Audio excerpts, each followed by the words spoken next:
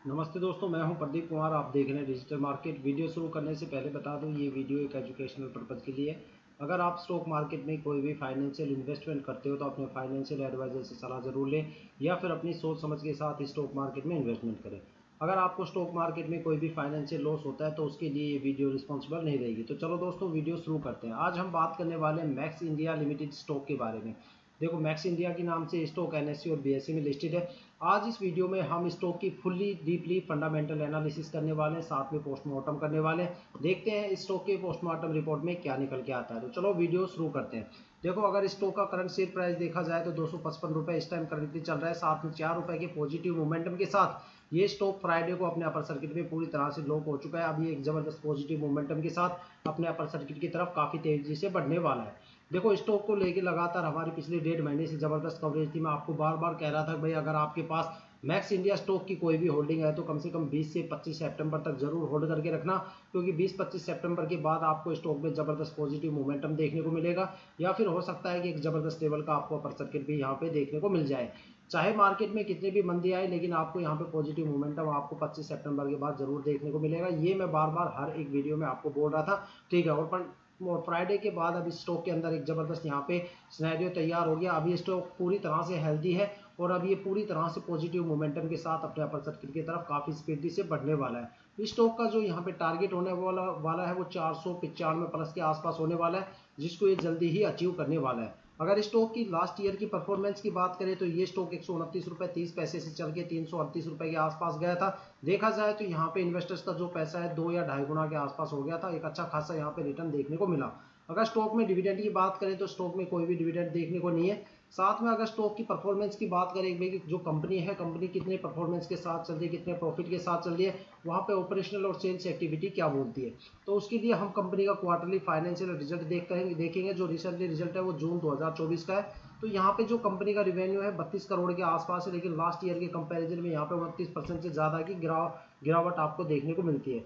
Net income की बात करें तो -26.97 करोड़ के आसपास है, जो कि लास्ट ईयर के कंपैरिजन में 120.88% की गिरावट के साथ है।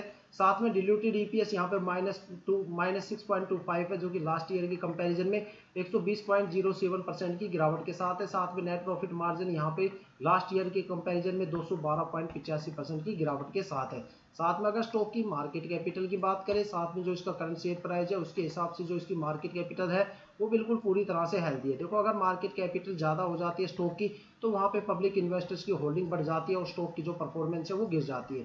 साथ में अगर मार्केट कैपिटल कम हो जाती है तो यहाँ पे जो प्रमोटर्स की होल्डिंग है वो बढ़ जाती है। साथ में स्टॉक की परफॉर्मेंस भी यहाँ पे काफ़ी स्पीडी मोमेंटम के साथ देखने को मिलती है। साथ में अगर बात करें एक ऐसे फैक्ट के बारे में जो कि किसी भी स्टॉक की जान होती है, जिसको हम बोलते हैं रिटर्न ऑन इक्विटी। दो तरह से यहाँ पे रिटर्न मिलते हैं, रिटर्न ऑन इक्विटी और रिटर्न ऑन कैपिटल, ठीक है। तो यहाँ पे return on equity long term में कुछ खास है नहीं। साथ में जो कैपिटल के ऊपर रिटर्न है वो भी लॉन्ग टर्म में इतना कुछ खास देखने को नहीं मिल रहा। साथ में अगर स्टॉक की बुक वैल्यू की बात करें तो यहाँ पे जो बुक वैल्यू है वो 111 रुपये 97 पैसे के आसपास है। देखो, जो स्टॉक का करंटली शेयर प्राइस है, ठीक है, वो 255 रुपये 40 पैसे के आसपास है, जबकि जो इसकी बुक वैल्यू है वो यहाँ पे 111 रुपये के आसपास है। देखो, बुक वैल्यू क्या होती है, एक तरह से एवरेज वैल्यू होती है। जब तक भी लाइफ टाइम स्टॉक ने जब भी जितना भी सेल और बाय किया उसकी जो एवरेज बनती है वो एवरेज यहाँ पे बुक वैल्यू होती है। कभी भी कोई भी कंपनी बुक वैल्यू से नीचे अपने स्टॉक को नहीं गिरा सकती। अगर कोई भी कंपनी बुक वैल्यू से नीचे अपने स्टॉक को गिरा देती है, अपने एवरेज प्राइस से नीचे गिरा देती है, तो समझ लेना उस स्टॉक्स के अंदर आपको परफॉर्मेंस देखने को नहीं मिलेगी। वहाँ पे promoters, investors, public investor, DII, FII और गवर्नमेंट होल्डिंग वालों की सभी की दबकी ठुकाई होती है और कंपनी को फिर आने वाले टाइम में कोई भी प्रमोटर्स देखने को नहीं मिलेंगे। एक तरह से देखा जाए तो कंपनी पूरी तरह से दिवालिया घोषित हो जाती है और कंपनी डीलिस्ट होने की कगार पे आके खड़ी हो जाती है। कंपनी को एएसएम और जीएसएम की लिस्ट में डाल दिया जाता है। साथ में सेबी उसके ऊपर इंस्पेक्शन टीम लगा देती है जो उसकी हर एक्टिविटी को मॉनिटर करती है, साथ में इंस्पेक्ट करती है। जब भी आप कोई भी शेयर इसका बाय करोगे तो आपको एक मैसेज आएगा कि भाई जो आपका जहाँ पे आप इन्वेस्टमेंट कर रहे हो वो जो कंपनी है वो एक सर्विलेंस के अंदर चल रही है, वहाँ पे आपका इन्वेस्टमेंट एक रिस्की फुल हो सकता है। साथ में अगर स्टॉक की फेस वैल्यू की बात करें तो यहाँ पे फेस वैल्यू 10 रुपये के आसपास है। अगर कंपनी कभी भी किसी भी केस में यहाँ पे बंद हो जाती है, डीलिस्ट हो जाती है, दिवालिया घोषित हो जाती है, तो आपको रिकवरी के तौर पर इक्विटी आपको 10 रुपये यहाँ पे फेस वैल्यू मिलेगी। चाहे आपने शेयर कितने का भी खरीदा हो वो मायने यहाँ पे नहीं रखता। लेकिन स्टॉक मार्केट में बेसिकली देखा जाए तो फेस वैल्यू को कोई भी कंसिडर नहीं करता। ठीक है, अब बात करने वाले हैं सबसे मेजर इंपॉर्टेंट फैक्ट के बारे में कि शॉर्ट टर्म में आपको स्टॉक में कितना रिटर्न देखने को मिलेगा और लॉन्ग टर्म में स्टॉक में आपको कितना कितना रिटर्न देखने को मिलेगा कितने कितने टाइम पीरियड पे। अगर आप 1 वीक होल्ड करते हो स्टॉक को शॉर्ट टर्म में तो 6% के आसपास आपको रिटर्न देखने को मिलेगा। 1 मंथ में कोई रिटर्न नहीं है, 3 मंथ में भी कोई रिटर्न नहीं है, 6 मंथ में आपको 25% के आसपास रिटर्न देखने को मिलेगा, 9 मंथ की होल्डिंग पे आपको 60% का रिटर्न देखने को मिलता है। और अगर आप लॉन्ग टर्म में इसको इन्वेस्टमेंट करते हो तो यहाँ पे आपको 1 ईयर की होल्डिंग पे 83% के आसपास रिटर्न देखने को मिलेगा, 2 इयर्स की होल्डिंग पे आपको 210% का रिटर्न देखने को मिलेगा, 3 इयर्स की होल्डिंग पे आपको 253% का रिटर्न देखने को मिलेगा, 4 इयर्स की होल्डिंग में 333% का रिटर्न देखने को मिलेगा, 5 ईयर की होल्डिंग में आपको यहाँ पे 236% का रिटर्न देखने को मिलता है। अगर आप ओवरऑल यहाँ पे देखा जाए तो यहाँ पे शॉर्ट टर्म में कोई खास रिटर्न नहीं है, बस 9 मंथ की होल्डिंग पे आपको एक अच्छा खासा रिटर्न यहाँ पे देखने को मिल सकता है। लेकिन लॉन्ग टर्म में यहाँ पे आपको एक अच्छा खासा यहाँ पे रिटर्न मिलेगा अगर आप 2 साल से लेके 4 साल तक एक अच्छी खासी होल्डिंग यहाँ पे करते हो। तो अगर आपके पास कोई ज़्यादा बड़ा अमाउंट नहीं है, छोटे अमाउंट से आप स्टार्ट करना चाहते हो तो यहाँ पे सिप वगैरह भी आप स्टार्ट कर सकते हो। ये बिल्कुल एफडी की तरह काम करता है। जैसे आप एफडी स्टार्ट करते हो किसी भी छोटे अमाउंट से, कोई भी छोटा अमाउंट आप यहाँ पे कस्टम अमाउंट ले सकते हो और जैसे आप एफडी की कोई भी किस्त भरते हो 1 महीने 2 महीने 6 महीने बाद, उस तरह से आपको यहाँ पे किस्त भरनी पड़ेगी। आपके अकाउंट से ऑटोमेटिक पैसा डिटेक्ट होता रहेगा, ऑटो डेबिट लगता रहेगा। ठीक है, जैसे ही आप इस सिप से बाहर निकलते हो, सिप से एग्जिट करते हो 2 साल बाद 4 साल बाद, ठीक है, तो आपका जो भी प्रिंसिपल अमाउंट है वो साथ में जो भी आपकी मैच्योरिटी बनेगी, जो भी आपका रिटर्न बनेगा वो सारा आपके अकाउंट में इमीडिएट आपके अकाउंट में सेम डेज में आ जाएगा। अब बात करने वाले स्टॉक की होल्डिंग पैटर्न के बारे में कि यहाँ पे किसने कितना कितना माल यहाँ पे दबोच रखा है। सबसे पहले बात करने वाले हैं प्रमोटर्स की। तो लास्ट ईयर जो प्रमोटर की होल्डिंग थी 51.11% थी, जो इस साल घट के 50.94% आके रह गई है। साथ में अगर डीआईआई की होल्डिंग की बात करें तो लास्ट ईयर में यहाँ पे कोई भी होल्डिंग नहीं थी, लेकिन धीरे धीरे होल्डिंग बढ़ती बढ़ती यहाँ पे जून 2024 तक 0.82% के आसपास आके खड़ी हो गई है। साथ में एफआईआई की होल्डिंग की बात करें तो लास्ट ईयर यहाँ पे जो एफआईआई की होल्डिंग थी 10.71% थी, जो इस साल घट के 9.01% के आसपास आके खड़ी हो गई है। और अगर पब्लिक इन्वेस्टर्स की होल्डिंग की बात करें तो लास्ट ईयर यहाँ पे पब्लिक होल्डिंग 38.18% थी, जो इस साल बढ़ के 39.23% के आसपास आके खड़ी हो गई।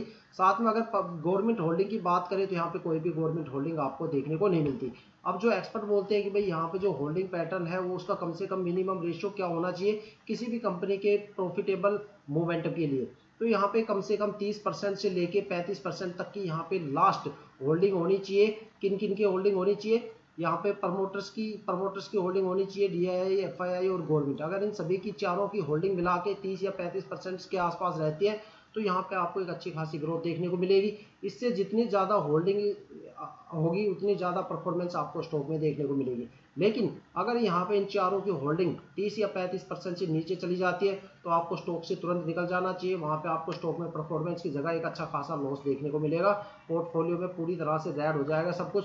और जैसे जैसे वहाँ पे होल्डिंग प्रमोटर्स की गिरती जाएगी एक लॉस आप उठाते वहाँ पे मार्केट में चले जाओगे। ठीक है, तो देखो स्टॉक मार्केट में काफ़ी ज़्यादा शेयर्स ऐसे होते हैं जिनकी होल्डिंग जो होती है वो कम से कम 80-90% के आसपास भी होती है, जहाँ पे ज़बरदस्त वहाँ पे पॉजिटिव मोमेंटम देखने को मिलता है, ज़बरदस्त परफॉर्मेंस देखने को मिलती है। तो आप वहाँ पे भी इन्वेस्टमेंट कर सकते हो। उसके लिए आपको लगातार सभी स्टॉक्स की आपको फंडामेंटल वीडियोस देखनी पड़ेगी।